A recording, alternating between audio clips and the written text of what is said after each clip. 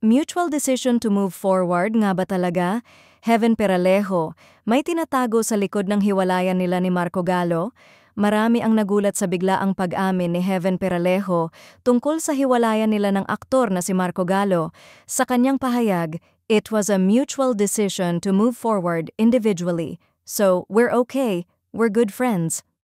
Tila mahinahon at maayos ang naging paghihiwalay ng dalawa, pero sa likod ng mutual decision na ito, may mga usap-usapan na hindi umano naging ganun kasimple ang kanilang breakup. Ayon sa ilang malalapit na source, may mga hindi pagkakaunawaan at selosan na matagal nang bumabalot sa kanilang relasyon.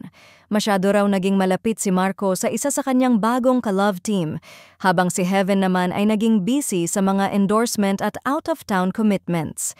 May ilang netizens din na nakapansin na tila mas naging cold na si Heaven kay Marco bago pa man sila maghiwalay. Base sa mga past interviews at content ng dalawa sa social media, nagkaayusan nga ba o nagtago lang ng sakit para sa imahe? Mas pinili raw ng dalawa ang tahimik na hiwalayan para iwas kontrobersya lalo't pareho pa silang may mga nakabinbing projects sa showbiz.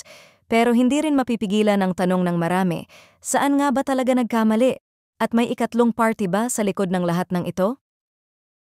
Maraming mga fans naman ang nanghinayang sa relasyon ng dalawa dahil sa tindi nga din ng chemistry ng mga ito at hindi maikakailang bagay na bagay.